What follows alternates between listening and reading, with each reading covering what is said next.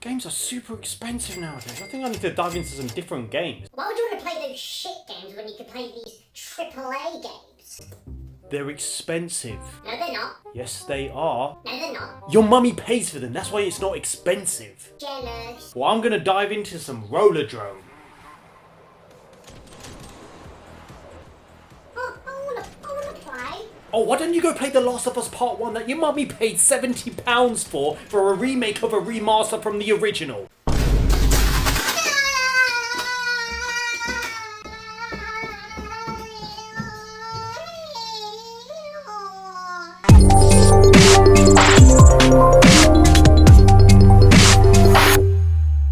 Game prices going through the absolute roof, it can be really hard to decide where your hard-earned cash should go. There are so many underrated indie games. I need to run through these top 15 indie games that you must play on your PS5. Neil, get out of my house! I'm a bitch, I'm a boss. Number 15. Spirit of the North is a beautiful, stunning game as you play as the fox from Ghost of Tsushima.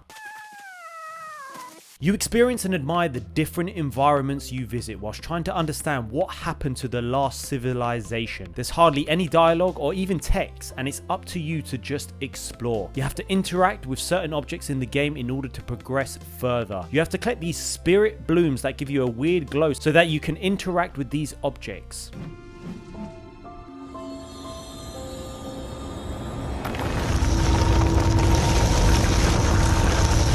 It can get a bit repetitive, it's just visually a stunning game. Number 14. Haven, a game that is heavily focused on a relationship with two lovers. It's a game that shows you that when you come together, you are much stronger than on your own. You are searching for a new home and you have to scavenge resources and materials in this semi-open world. You make the most of exploring whilst transversing with these anti-gravity boots. They allow you to transverse along the world. You have to make sure you follow these flow threads that will make it easier to reach these places you wouldn't be able to reach, and can become pretty frustrating at times when you don't get it right. There are these chores you have to get done, and one of them is required to get rid of this sludge, which can get draining as there are over 40 rust-drenched zones. If I said that right.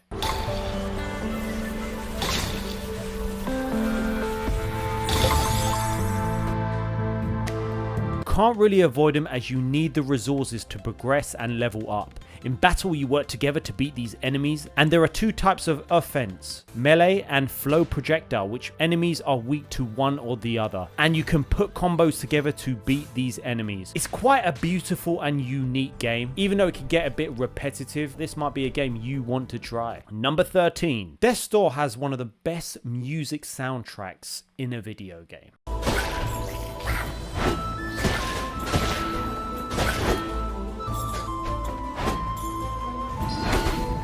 The game is very similar to Zelda, the way you get to explore. Death's Door begins in the Raping headquarters. You play as a crow working as a reaper, and your job is to reap the souls from beings that have lived past its expiration date. Like some of the food in my fridge.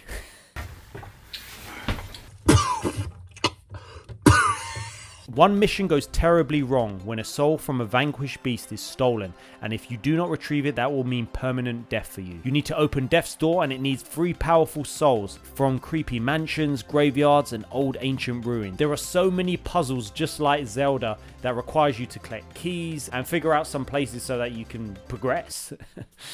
I'm shit at explaining. There is so much exploration in the game, around 10 hours long. Number 12. What Remains of Edith Finch is a beautiful story-driven game. A game about the Edith Finch family in Washington. You explore this amazing house, searching for stories as you explore your family's history, and you try to find out why you are the last one in your family's history who's alive. Each story is about death, and when you do find some answers, the story is told in such an emotional way. Mom sealed up all the bedrooms. Then Edie retaliated and drilled peepholes. December 13th, 1947. How much detail there is in the game and in the house. And there are so many people talking positive things about this game. So glad I'm doing this video because there are some games I wouldn't even bother trying. Number 11. An emotional story about a young girl named Tove trying to find her brother in a mythical forest. After the death of your mother, one day your home is attacked by a monster. Your brother tells stories of creatures he claims to have seen, and Tove realizes that he must be telling the truth.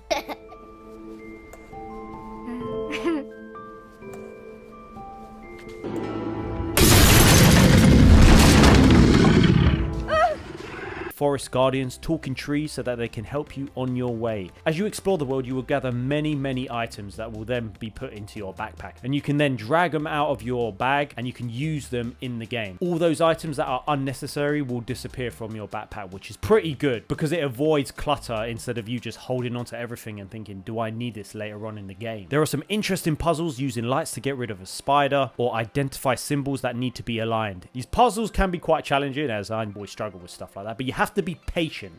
Be patient. Number 10. Disco Elysium, the final cut, is based off the original, and now the game is fully voiced with all its characters. Keys are clinking in the pocket of your flare-cut pants. You play as a detective out to solve a brutal murder. There is a lot to explore in this game. There is little to no button mashing, but mostly from automated dice rolls and dialogue, which you must make decisions based off the skills you have. No, I'm not the bartender. I'm the cafeteria manager. You have to be sure whether to risk something, but that's the beauty of the game. It's up to you whether you want to risk something and think, you know what, I'm just going to go for it and see what happens. And what's cool about the game is that there's no wrong or right answer. There are so many settings, characters, and it's just a game you can lose yourself in, and it's a bit more of a grounded game. Before we go into number 9, let's just have a shout out to KIWI HOME. KIWI HOME sent me one of their accessories for the PS5, and damn am I impressed. Now, I'm not sure if you're like me, but a few times my PlayStation has just come up with this message that it is too hot in this room and you need to turn it off. It's not even that hot. They sent me a cooling attachment that attaches to the back of your PlayStation. It has two settings, one high and one medium, and I use the medium setting as it's very quiet and it keeps my PlayStation cool. It comes in black and white, so depending on what faceplates you have, you can make it match your PlayStation. Also, if you do have a Switch, they have a load of Switch accessories that I don't actually use anymore because I don't really play that useless console. Anyways, back to the video. Number 9. When Among Us came out, it was quite a shock because this received so much positivity and I never really played it. 8 crew members explore and complete mini-games on this spaceship, but the thing is, there are 2 imposters and their goal is to slowly kill each of the other players until they are equal or they outnumber the players. It's about outfalling the other players, so if you are the imposter, you have to make sure that your actions and what you're doing, you can't be too obvious because people will then realize you are the imposter. There's a lot of variety in the minigame, but it can be very nerve-wracking as you're completing these minigames knowing that someone might be after you. Playing the imposter is probably the most fun as you have to quietly take down the other players, but at the same time, if someone catches you, you can lie in the game chat to pin it on other players. You can toggle certain things on the settings to make it easier or harder for the imposter or experience levels.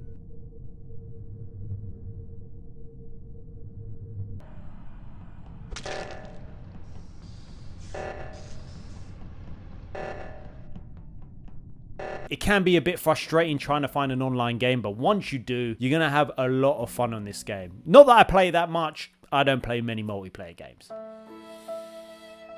Oh, I'm on my own. Number 8. Rollerdrome was a game that I was absolutely amazed by. I tried it on the free trial. Like, the art style of this game, you're on rollerblades, you have to use guns, shotguns, and skills and moves. It feels like a cross between Tony Hawk and a third-person shooter game. It's the year 2030 and you take control of the character Kara Hassan. Rollerdrome is a televised sport and it is brutal because people watch this sport out of entertainment. If you do not skate well, hit combos, and kill enemies, then you will die. This actually reminds me of the Hunger Games where you're kind of forced to be put into an arena for other people's pleasure. Because the gameplay is so fun, it takes all seriousness out the game, which isn't a problem, but I feel like the story is so gripping. But when you come to play it, you're killing these enemies, you don't really feel like, oh, I'm in an arena with people watching. You're just playing and just having fun.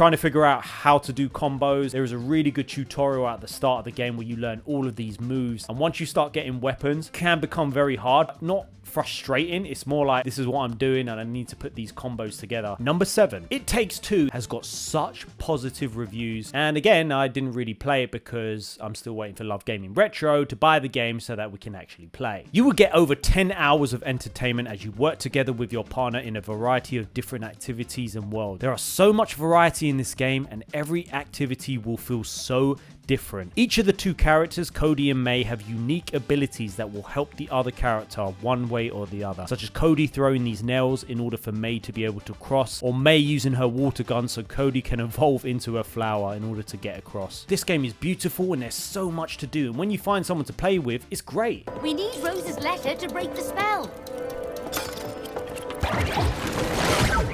And off they go.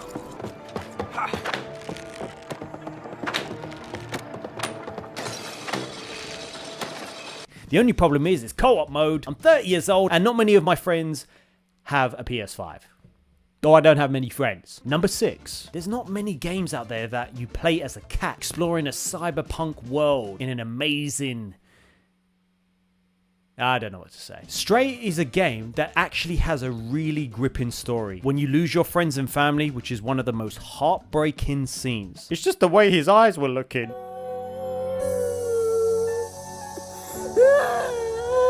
You fall into a city where robots and machines lived in an enclosed city which you do not know why. Humans used to live here, but for some reason they do not exist anymore. And your job is to explore alongside your trusty friend B12 to explore different environments, figure out puzzles, and speak to other robots in order to help you reach the outside world. The way you get to transverse across these different environments, it was beautiful, and I loved the puzzles in the game.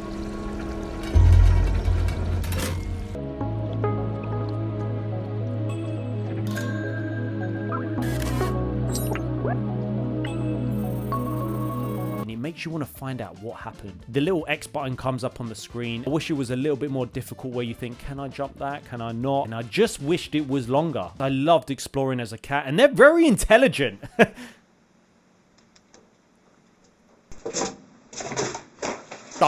Some of them are. Number 5, SIFU is a game. I didn't really think, oh, I'm gonna get into this game. Bought the game and I'm truly addicted. I feel like Ip Man.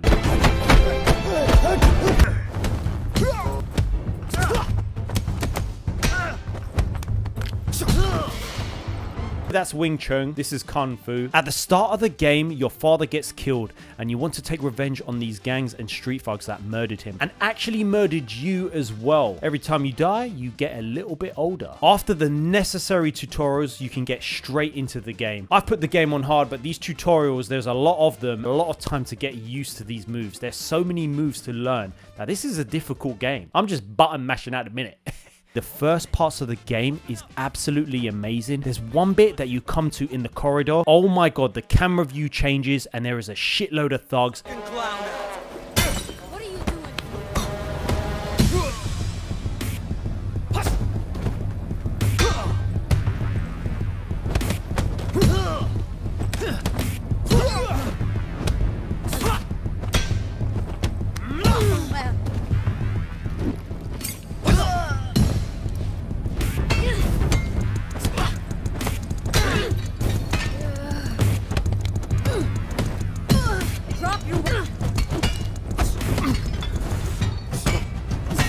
And oh my god, it feels like a movie and you just feel like an absolute badass.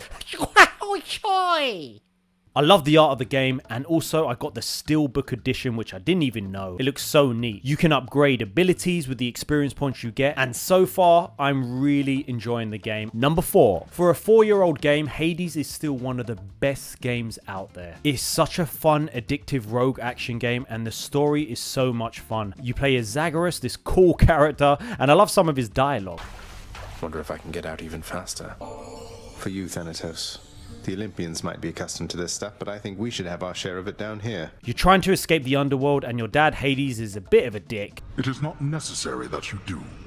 But if you wish to rise above your current station, you shall do it. But as you run through these levels, you will level up, earn new weapons, perks from different gods from Olympus who are trying to help you to escape the underworld. Each time you die, you unlock different dialogue with characters, you can upgrade your abilities, you can explore different things in the underworld, and you can decorate stuff as well. I'm finding it quite hard at the minute because I get to the first boss and I'm like already dying. So you have to be careful on what abilities you choose in order to try and get through the rest of the levels with some decent health. What's great about the game as well is that each level it changes. So even though you die and you go again, it doesn't feel repetitive. It feels part of the game. It literally feels like, all right, cool, we're going again. It's such an amazing game. Man, I just want to play it right now. It is just pure carnage.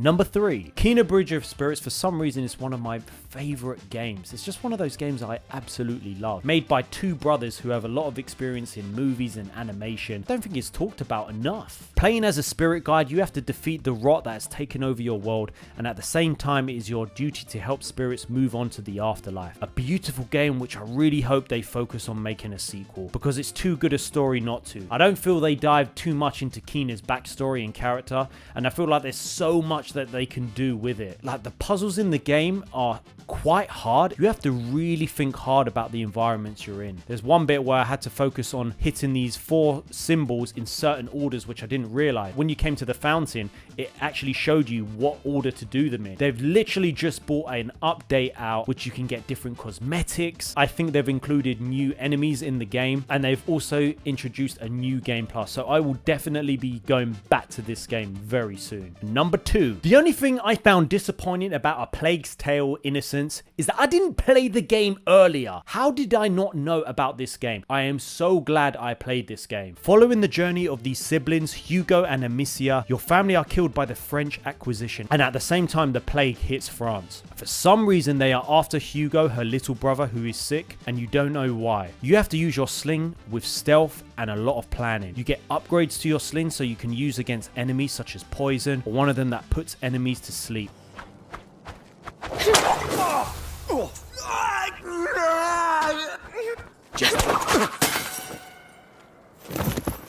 The suspense in the game is crazy, and I never once got bored of this game. You meet some amazing side characters that you learn to love. You can really feel the emotion in each character. They're just kids trying to survive. The cart! Roderick!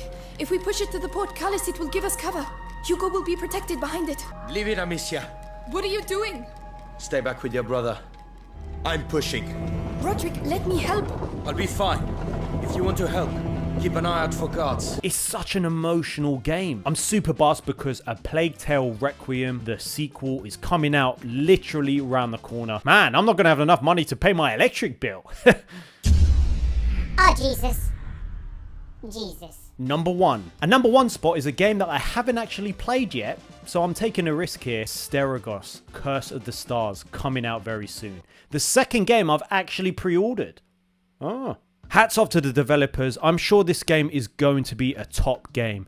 You play as Hilda, a warrior of the Northwind Legion, and you have to explore the ancient city of Apheus in search of her missing father. The city is cursed by ancient gods who abuse their power. You collect stardust from every enemy you defeat. You can dodge, roll, and parry attacks. I am really hyped for this game, and with energy bills going up, especially in the UK, I'm looking more at indie game titles now and focusing on playing these underrated games, and I just know Asterigos is going to be one of them. It reminds me a little bit of Immortals Phoenix Rising. Now, I'm sure there's a lot of indie games that I have not put in here, so that's where you guys come in. Make sure you comment below and like the video. That will really help out the channel. Let me know your top 5 indie games that I should play, so put them in the comments. Let's take a look at the comment of the day from my previous video. 10 things you need to know about Assassin's Creed Mirage. Shout out to Natural Fitness 23. I'm keeping my expectations low till I see the gameplay. The trailer was amazing though. Totally agree with you. I am super hyped for Mirage, but at the same time, I am so dubious about this game. You can't release a cinematic trailer, put it on pre-order with a cheap price and think, yeah, this game's going to be good. We don't know, so do not pre-order the game and we'll have to see. Just can't be wasting your money. It's fine. I will buy it.